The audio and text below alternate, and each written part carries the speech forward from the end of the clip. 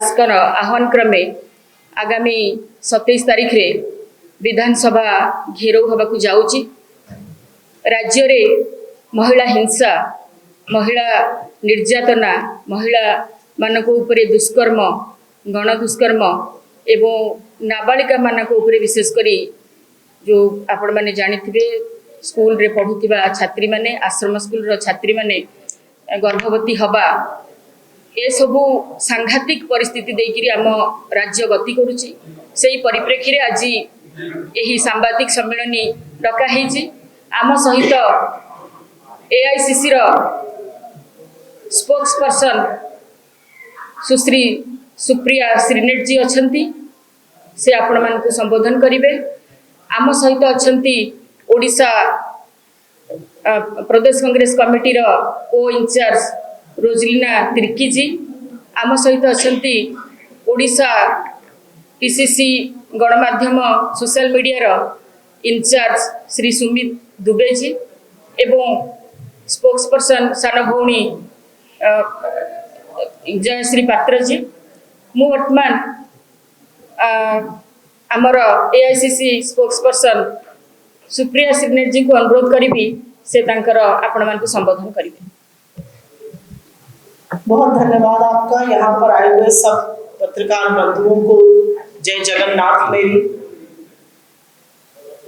आप सब जानते हैं ओडिशा में क्या हो रहा है, और उसको बोलने से पहले मंच पर बैठी हुई मेरे साथ एआईसीसी की सचिव मेरी कोलीग रोजलिना तिर्की जी, एआईसीसी के नेशनल कोऑर्डिनेटर सोशल मीडिया के सुमित दुबे जी, सुष्मिता जी, जयश्री जी, हम आपके बीच में एक बहुत अहम मुद्दा लेकर आए हैं। लेकिन आंकड़ा देना, तथ्य बताना ये एक तरफ है। ये शायद इस प्रदेश की ही नहीं, इस देश की एक बहुत बड़ी ह्यूमन ट्रेजेडी हो रही है, और इसके बारे में चर्चा नहीं है। इसके बारे में नेशनल मीडिया अनभिज्ञ है, और इसके बारे में लोकल मीडिया में भी चर्चा थमी हुई है। मैं कुछ जगहों के नाम आपके सामने रखूंगी और उसके बाद अपनी बात करूंगी। मेरा अनुरोध है कि जो पीछे के हमारे कांग्रेस के साथी हैं और जो मीडिया के बंधु हैं, अगर थोड़ा सा धीमे बोलेंगे तो यहां पर डिस्टर्बेंस कम होगा। केंद्रपाड़ा डिस्ट्रिक्ट में 12वीं क्लास की एक लड़की आत्महत्या कर लेती है, उसके साथ एग्जामिनर ने जोर जबरदस्ती की थी। कोरापुट डिस्ट्रिक्ट के लक्ष्मीपुर में एक माइनर लड़की के साथ रेप हो जाता है। बालासोर डिस्ट्रिक्ट में 10 साल की बच्ची के साथ निर्मम बलात्कार होता है। महामहिम राष्ट्रपति जी के गृह क्षेत्र मयूरभंज में गैंगरेप होता है। मलकानगिरी चित्रकोंडा में आदिवासी रेजिडेंसी स्कूल में रहने वाली क्लास 10 की बच्ची एक बच्चे को डिलीवर करती है। छपुआ में क्लास 6 की बच्ची प्रेग्नेंट है। बरी में क्लास 6 की बच्ची प्रेग्नेंट है। पिपलीपुरी में क्लास 10 की बच्ची प्रेग्नेंट है। और यही नहीं, मुख्यमंत्री के गृह क्षेत्र 2022 में क्योंझर में एक अमानवीय घटना हुई, एक लड़की का रेप हुआ, उसकी हत्या हो गई। आरोपी की मुख्यमंत्री के साथ, आरोपी की तमाम बीजेपी के बड़े नेताओं के साथ फोटो है। वो बीजेपी युवा मोर्चा का उपाध्यक्ष था, उसके खिलाफ आज तक कोई ठोस कदम नहीं उठाया गया। ये हो गए नाम, ये हो गए चेहरे, लेकिन आंकड़े इससे भी ज्यादा भयावह हैं। आंकड़ों के मुताबिक, और ये हम अपने घर से आंकड़ा नहीं लाए हैं, ये कांग्रेस पार्टी का आंकड़ा नहीं है, ये आंकड़े सदन में सरकार ने बताए हैं, और जो यहाँ के पुलिस के आंकड़े उसके बेसिस पे आपके सामने कुछ आंकड़े रख देती हूँ। करीब 44,000 जिसमें से कि 36,422 महिलाएं हैं, 8,403 बच्चे, 44,000 महिलाएं और बच्चे ओडिशा में गायब है। इस देश में रोज 39 महिलाएं गायब होती हैं, जिसमें से 13 अकेले ओडिशा में हो रही हैं। और क्या ये सिर्फ बीजेडी के वक्त हो रहा था और बीजेपी के बाद राम राज्य आ गया है? असल में 9 महीने की जो पिक्चर है वो और भी भयावह है।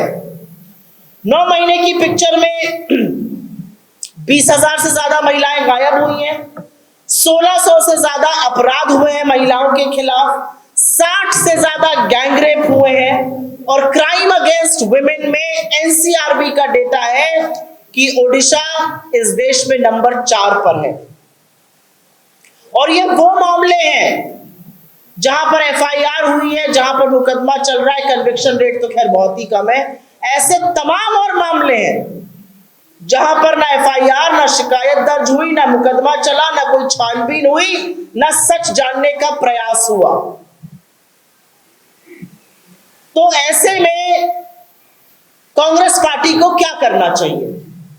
इस देश की आधी आबादी, ओडिशा की आधी आबादी के खिलाफ और खास तौर से दलित, पिछड़ी और आदिवासी बेटियों के साथ ये खतरनाक षड्यंत्र, ये हवस का गंदा नंगा नाच किया जा रहा है। कांग्रेस पार्टी को क्या करना चाहिए?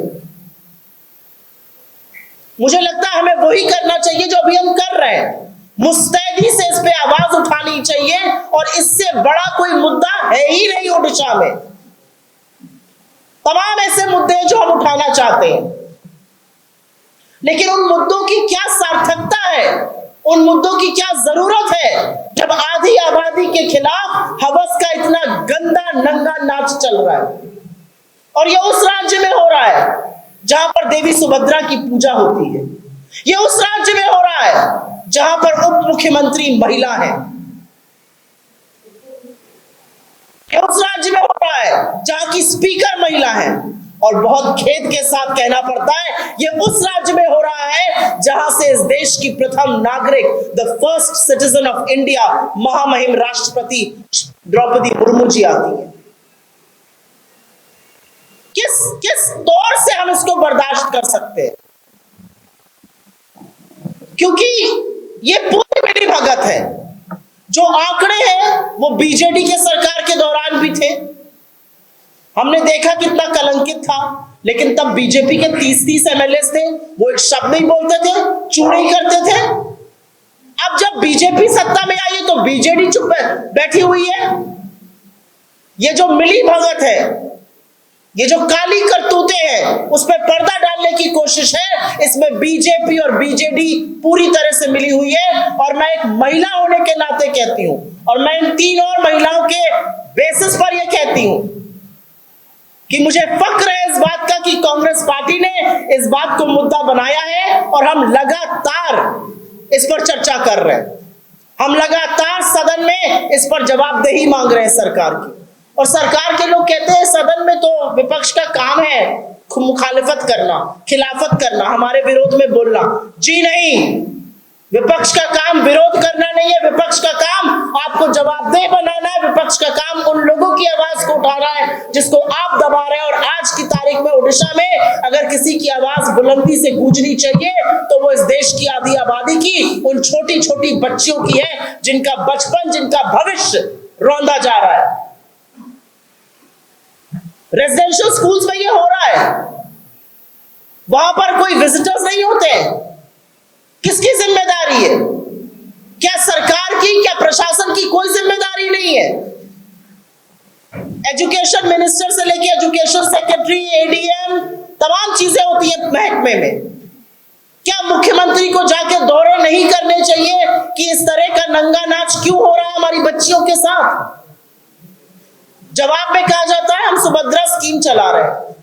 लानत है आपके 27 रुपए रोज की स्कीम पर। आप सुरक्षा नहीं दे पा रहे हमारी बेटियों को। हमारी बेटियों के कंकाल मिल रहे हैं, हमारी बेटियों के साथ गैंगरेप हो रहा है और उनकी निर्मम हत्या हो रही है। आपकी स्कीम किसी काम की नहीं है, क्योंकि 27 रुपए में 1 लीटर दूध नहीं आता आज की तारीख में। यह असलियत है आपकी। मेरा अपना मानना है हम लोगों ने पहले इस पर 3 बार सीएम आवास का घेराव किया है। हमने करीब 35 जिलों में कलेक्ट्रेट आवास का, उनके कार्यालयों का घेराव किया है। और अब 27 तारीख को, आने वाली 27 तारीख को हम एक बड़ा घेराव विधानसभा का करने जा रहे हैं। ये हमारे लिए शक्ति प्रदर्शन नहीं है, ये हमारे लिए एक सोती हुई निर्मम सरकार को जगाने का तरीका है। और मैं अब कुछ बातें राष्ट्रीय परिप्रेक्ष्य में बोलना चाहती हूं, क्योंकि ये पैटर्न हमने देखा है। मैं उत्तर प्रदेश से आती हूं, वही उत्तर प्रदेश जहां पर जब हाथरस में बेटी को 2:30 बजे रात को फूंका गया तो यही बीजेपी वाले उस पीड़िता को बदनाम कर रहे थे और संरक्षण लगातार आरोपियों को, दरिंदों को दिया जाता है। वही उत्तर प्रदेश जहां पर बीजेपी का एक नहीं 2 एमएलए बेटियों के साथ हुई हैवानियत के दोषी पाए गए, आरोपी नहीं, चाहे वो कुलदीप सिंह सेंगर हो या चाहे वो रामदुलार गौंड हो। ये सिलसिला हमने बृजभूषण सिंह के साथ देखा, ये हैवानियत हमने मध्य प्रदेश में देखी, ये हैवानियत हमने हर उस जगह देखी जहां पर बीजेपी का पहला कदम होता है संरक्षण, आरोपी को, दरिंदे को, हैवान को देना। बेटियां भगवान भरोसे छोड़ दी गई है। किस मुंह से बीजेपी बात करती है सुभद्रा योजना की? किस मुंह से बीजेपी बात करती है बेटी बचाओ बेटी पढ़ाओ की? बेटियां तो असल में बीजेपी से बचानी है, बेटियां इनके कुशासन से बचानी है। और इसीलिए मेरा अपना मानना है, और क्योंकि धर्म में आस्था है तो ये जरूर कहूंगी, प्रभु जगन्नाथ की धरती है ये। श्री कृष्ण ने द्रौपदी की लाज बचाने के लिए तार खोल दिए थे। श्री कृष्ण वो हैं जिन्होंने अपने सखी के लाज बचाने के लिए अवतार लिया और उसके सम्मान में महाभारत हुई और गीता का उपदेश दिया। तो पूरी की पूरी भारतीय जनता पार्टी धृतराष्ट्र बनी बैठी रहेगी और बेटियों के साथ कुकर्म होंगे, ये हम कतई बर्दाश्त नहीं करेंगे।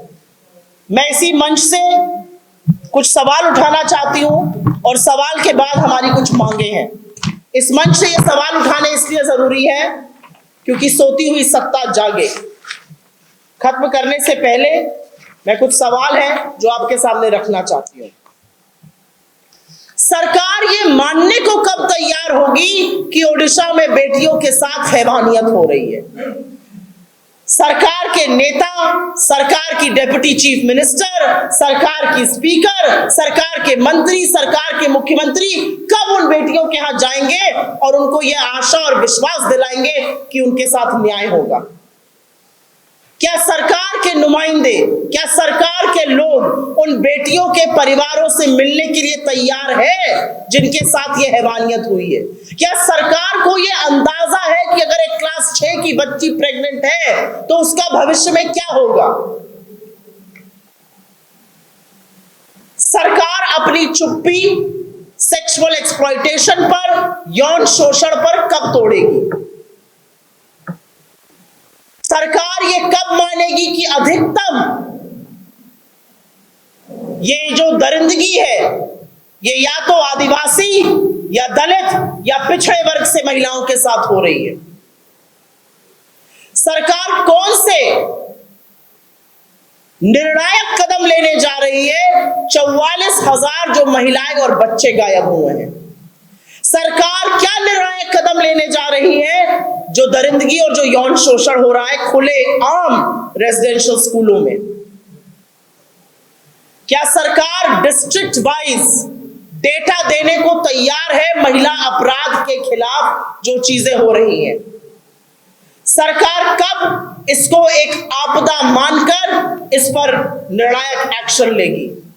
और सरकार में बैठी हुई उन महिलाओं से मेरा जरूर एक सवाल है, आप कब इसको राजनीतिक मुद्दा बनाइएगा? कब सत्ता की लोलुपता से हटकर अपनी चुप्पी तोड़िएगा? हमारी मांग बहुत क्लियर है और हमारी मांग है कि असेंबली, ओडिशा का जो सदन है वो इसमें सर्वदलीय समिति का गठन करे, वो सर्वदलीय समिति इस पूरे मामले की छानबीन करे, उसकी परत तक जाए और एक निर्णायक सुझाव दे कि कैसे बेटियों को सुरक्षित किया जा सकता है और जिन बेटियों के साथ ये जघन्य अपराध, ये हैवानियत हुई है, उनके लिए हम क्या कदम उठा सकते हैं, उनके भविष्य को सुरक्षित करने के लिए, उनके स्वावलंबन के लिए, उनकी सुरक्षा के लिए हम क्या कर सकते हैं। हमारी ये मांग है कि असेंबली में एक सर्वदलीय समिति का गठन हो। कांग्रेस के विधायकों के साथ गाली गलौज करने से, कांग्रेस के विधायकों के साथ हाथापाई करने से, कांग्रेस के विधायकों को निलंबित करने से हम चुप नहीं बैठेंगे। हमारी आवाज और तेजी से गूंजेगी और जितनी महिलाएं निकल कर आ रही हैं वो बता रही हैं कि कितना असंतोष है और कितनी परेशान है महिलाएं इस कदर जो हैवानियत हो रही है उसके साथ। आपके सवालों का स्वागत है। अगर आपके सवाल इसी से जुड़े रहे तो मैं बहुत अभिभूत रहूंगी। दिनलिपि लाइव को एबे ही लाइक शेयर सब्सक्राइब करंतु।